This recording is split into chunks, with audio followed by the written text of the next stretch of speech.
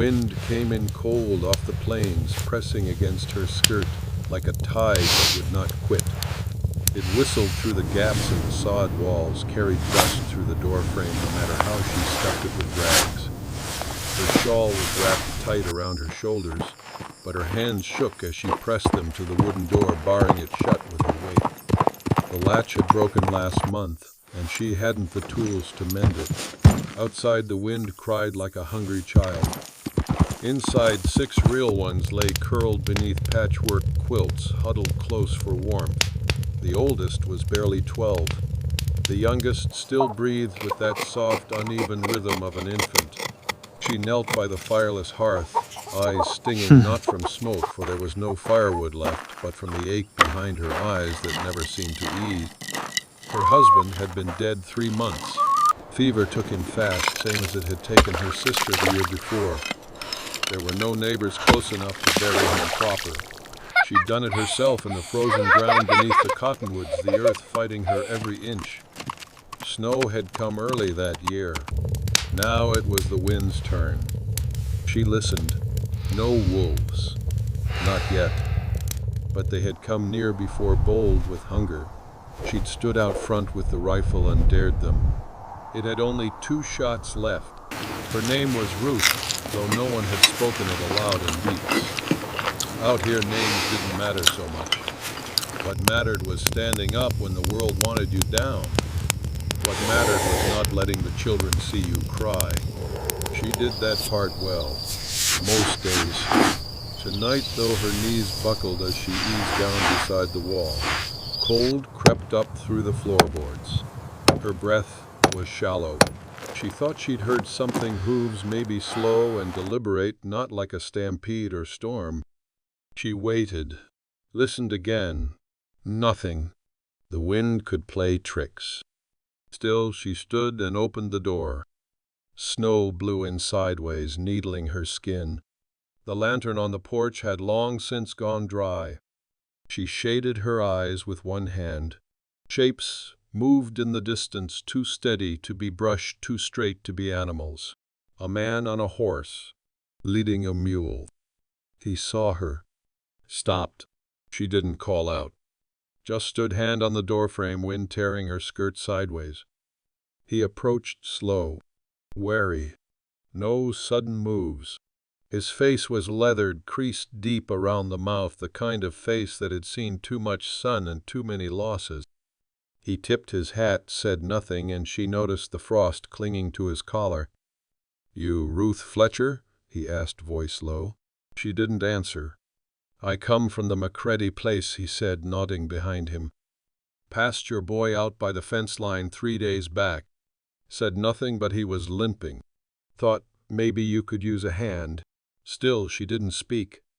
Her voice had gone unused so long it felt brittle. He waited. Then from inside, the infant gave a soft cry. She turned her head toward it, then back to him. He dismounted in one slow motion. Loosened the rope from the mule. "Got flour, salt, some oats," he said. "Not much, but better than nothing." She stepped aside. Not in welcome. "Just enough." He carried the bag through the doorway like he knew not to look too close at the mess. He set it down near the hearth, careful, then looked to her for the next step. Ruth moved to the baby, quieting it with a hand on its chest. Her fingers were so cold she worried she might wake the child with pain. The man crouched by the fire pit reached into his coat and pulled out a twist of kindling, half a box of matches. He didn't ask. Just worked. The fire came slow, but it came. Warmth stretched its fingers into the corners of the room. The oldest child stirred, then another. No one screamed. No one questioned. When the light touched her face, he looked at her for the first time. Really looked. She was gaunt skin, pale as birch bark, eyes too large for her face. But there was something unbending in her spine, in the way she stood. "Name's Elias," he said finally. "Was headed south. But, well, the wind's got other ideas." Her voice cracked like dry wood. "You staying long?" He looked to the fire, then to the door. "Long as I'm needed." The storm raged for 2 days. Snow built up in the corners of the windows and the wind never let up. It screamed across the roof like a thing alive, scraping branches and ice along the shingles. Ruth rationed the flour and made flat cakes on the stones by the fire. The children ate with quiet urgency, as if speaking might break the spell that brought food back into the house. Elias kept mostly to himself. He slept near the door rifle close by Boots, never fully unlaced. In the daylight he helped mend what he could, patch the broken latch with a piece of harness leather, banked snow around the sod walls to keep the cold from creeping in. He worked like a man used to being watched but never questioned. Ruth didn't ask who sent him or what he wanted in return. She didn't trust a man who offered too much. But when she looked at the way he handed her son the knife and showed him how to whittle a peg for the fence, something in her chest shifted just slightly, like a beam that had been carrying weight too long and finally found another post to lean on. That night, when the fire had gone low and the children were asleep, Elias poured 2 tin cups of warm water and handed her one. She didn't thank him, just nodded and sipped. "You from out here?" he asked. "No," she said. Her voice came easier now, though it was still raw at the edges. "Came with John 2 years back. He heard there was good land. Turned out to be a lie." He nodded. "Land don't lie. People do." She looked at him, then curious. "And what about you?" He took a slow sip. "I been from a lot of places. None stuck. That was the end of it. No names, no places, no confessions, but something passed between them in the silence. A kind of truce.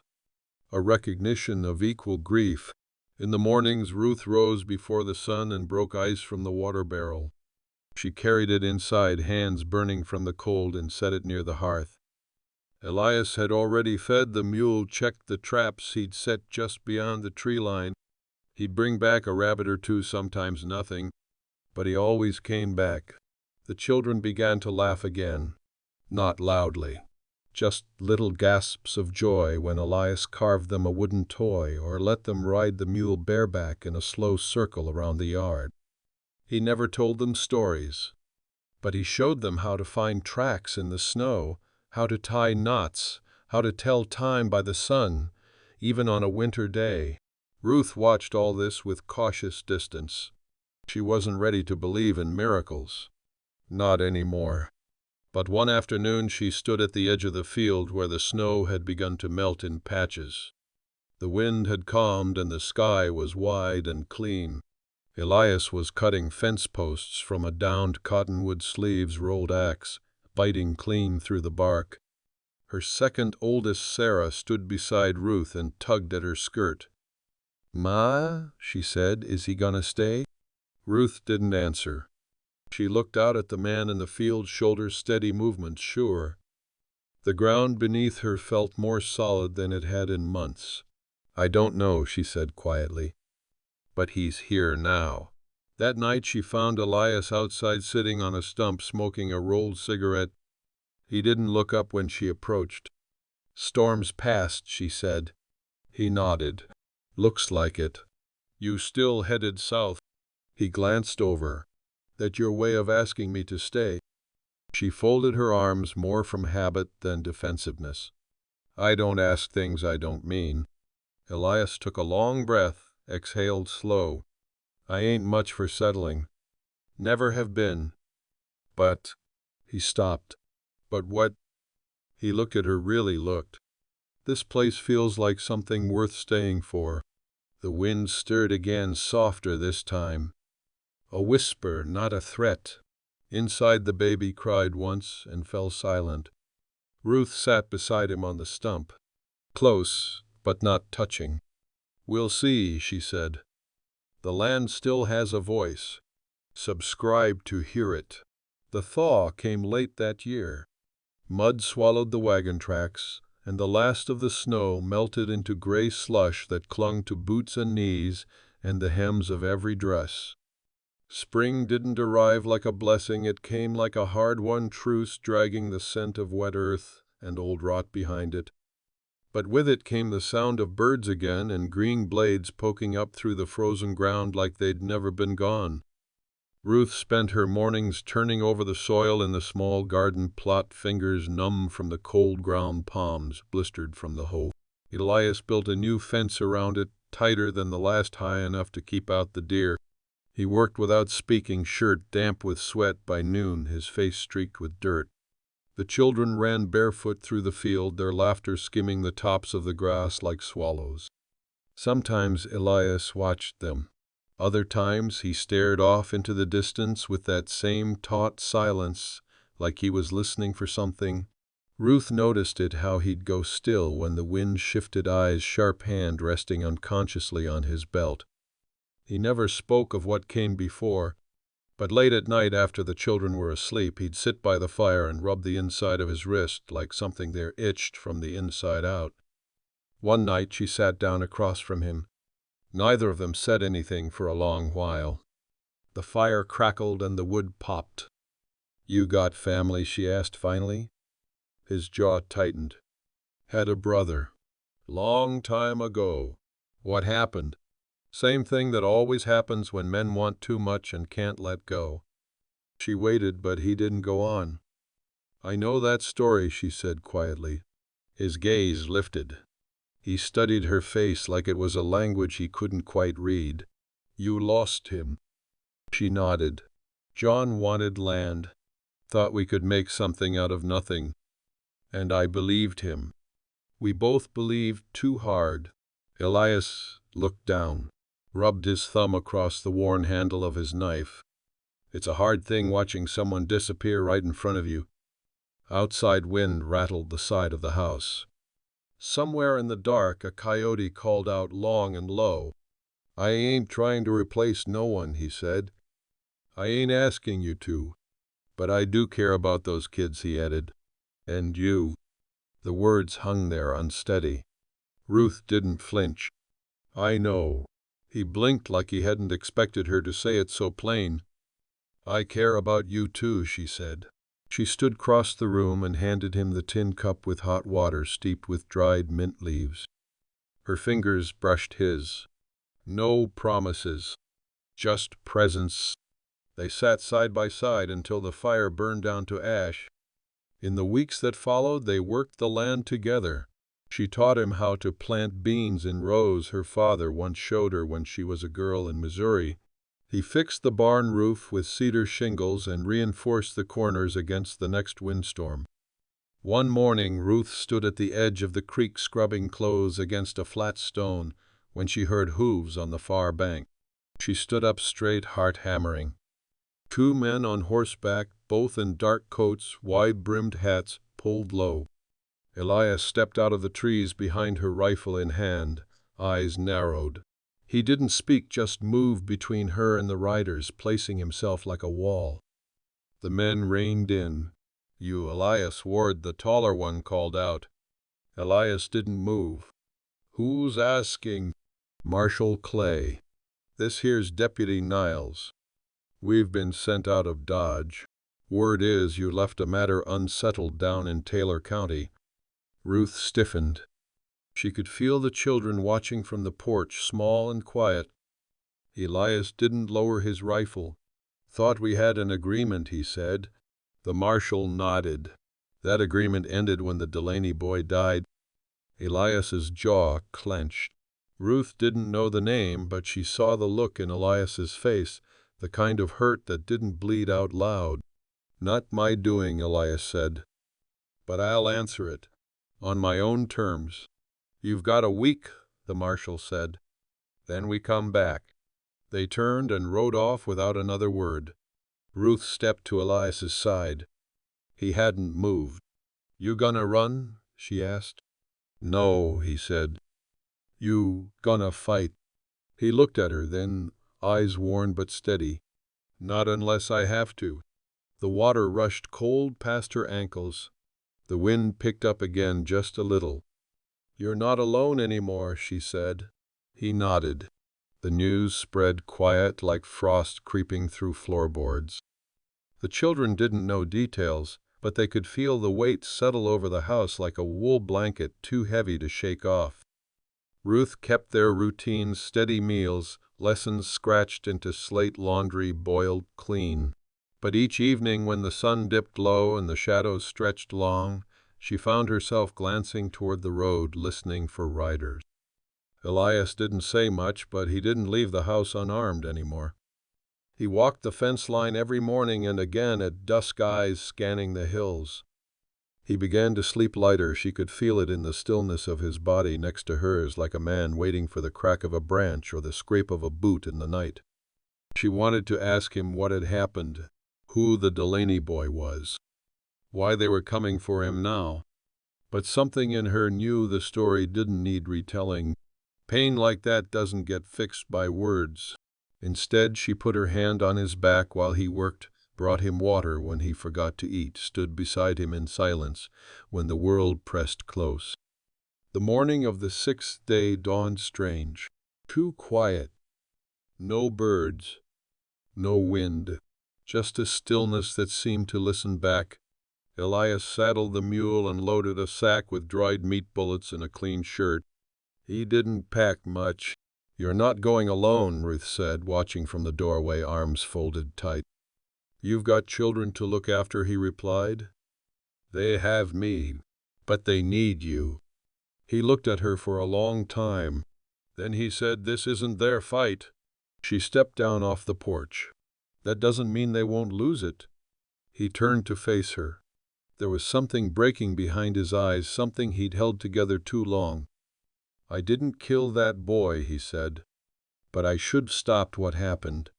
I stood by while men I rode with made a choice I couldn't live with. I left before the law came down, and I've been carrying it ever since." She didn't move, didn't blink. "I know what it's like to live with a man who can't carry his guilt," she said. "But I also know what it looks like when one tries." He looked down, fists clenched at his sides.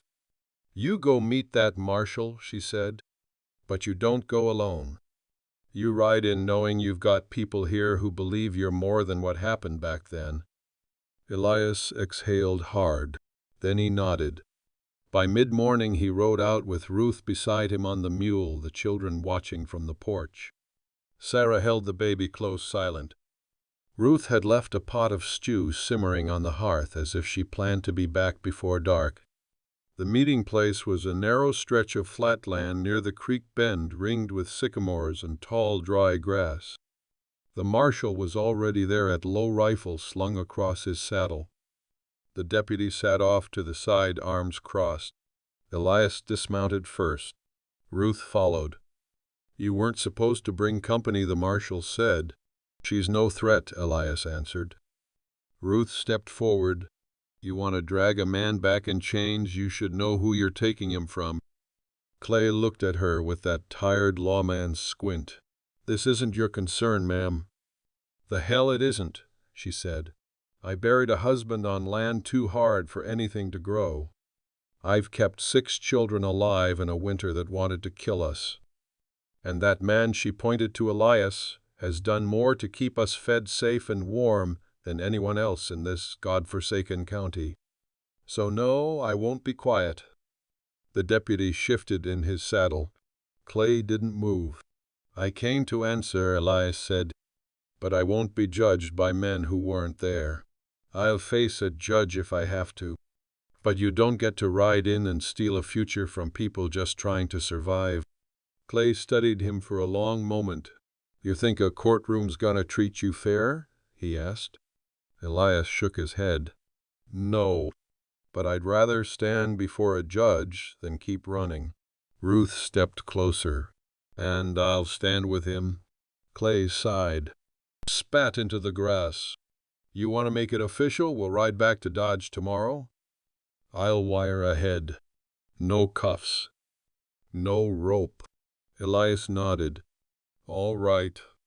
Clay tipped his hat and turned his horse. When they were gone, Ruth exhaled for the first time in hours. "You really mean to go?" she asked. "I do." She looked up at him.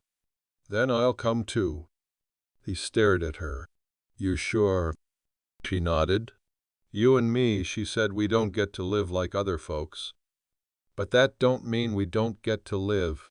He smiled just barely. They stood in the middle of that field wind rising again, blowing the scent of spring and wet earth through the air. The ride to Dodge was long and bone-jarring, the kind of trip that rattled thoughts loose if you let it. They didn't speak much along the way. Ruth rode behind Elias on the mule, her hands clasped at his waist, her cheek resting against the back of his coat, when the wind grew sharp. The children stayed behind with a neighbor, an old widow named Mrs. Kepner, who lived 2 miles east and owed Ruth a kindness from the winter before. Dodge rose from the plain like a wound, flat buildings, raw wood smoke trailing thin from chimneys, the clang of a blacksmith's hammer echoing down the main road. Not many looked up as they passed.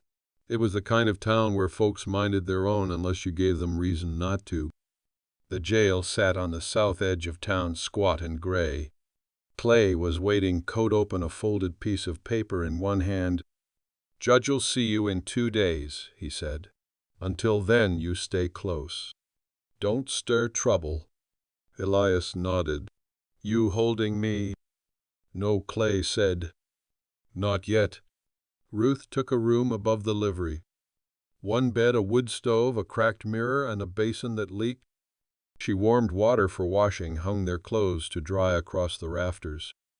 Elias sat on the edge of the bed and ran a whetstone across his knife, not looking up. "You trust him?" she asked. "No." She poured water into 2 chipped mugs and handed him one. "Then why come?" He paused, thumb resting on the knife's spine. "Because I can't keep hiding from who I was. Not if I want to be someone else now." Ruth sat beside him. The bed creaked. "That Delaney boy," she said softly. "Was he someone you knew?" "Too well," Elias said. "His father rode with us when things were bad in Texas. After the war, we took what we needed. Claimed it was survival. But it got bloody. Too bloody." He looked down at his hands. "I left when I saw what we'd become. But I left too late. The boy got caught up in a fight we started. Wrong place, wrong time. They blamed me. Maybe they should have." Ruth didn't answer right away. "Then quiet, you ever ask forgiveness?" He shook his head. "I didn't think I deserved it." She touched his hand. "No one does. That's why it matters." 2 days passed. They kept to themselves, ate plain food, spoke little. At night, Ruth pressed close to him beneath the thin blanket, not for heat, but for steadiness. He didn't hold her like a man trying to claim something. He held her like someone afraid to let go. The courthouse sat above the bank, 1 room with high windows and worn benches. Elias stood alone before the judge. Clay gave his account. Ruth sat behind him, fists clenched in her lap. When the judge finally spoke, his voice was dry as the paper in front of him. "You left the territory before charges were filed. You weren't the man who pulled the trigger, but you rode with them? That makes you guilty of something." Elias didn't argue, but the judge continued. "You came back. That counts for more than most men ever offer." He paused. "I'm closing this case.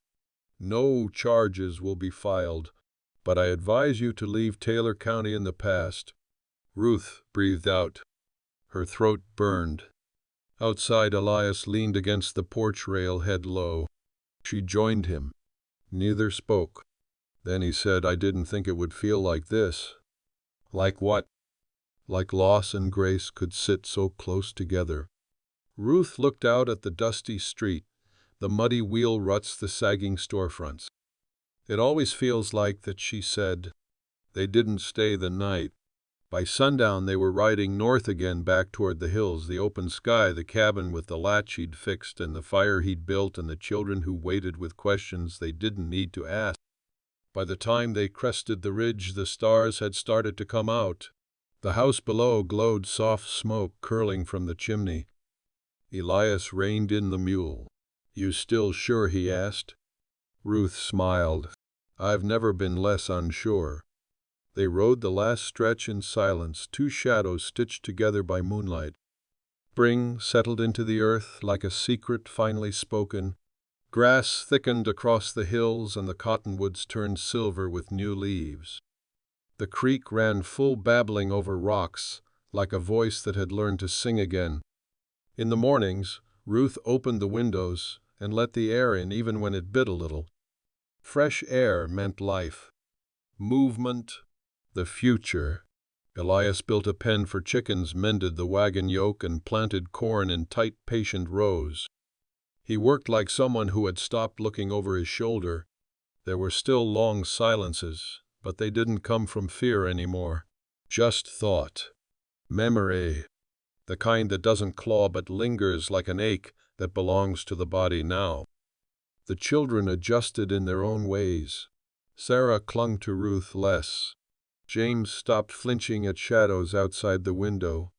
Even little Tom, who had barely spoken since John died, started humming to himself when he played with the wooden horse Elias carved for him.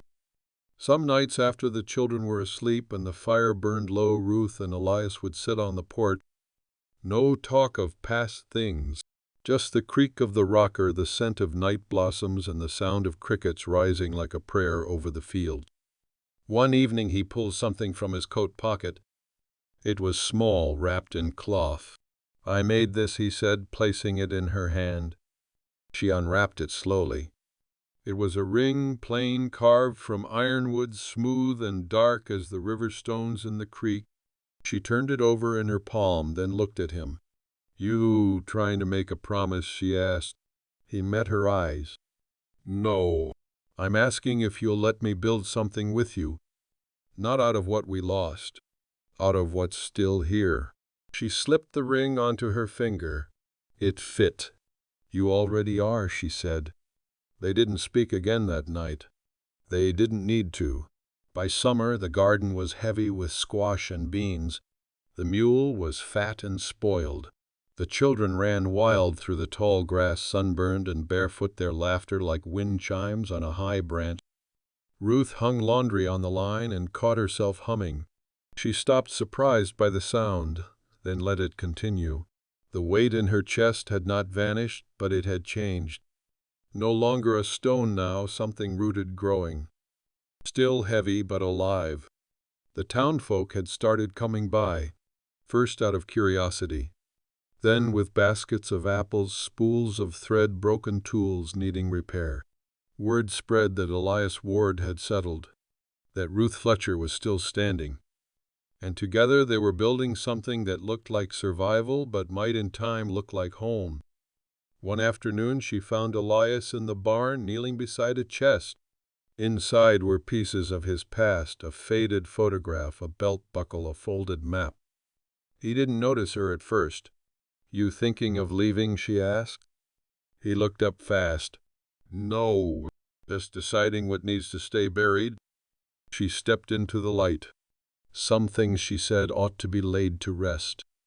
Others you bring into the light so they don't rot in the dark." He nodded slowly, then closed the chest and stood. "I want to build a proper house," he said, "with stone walls, 2 rooms, a porch that faces east." She smiled. "And where do you plan to get the stone?"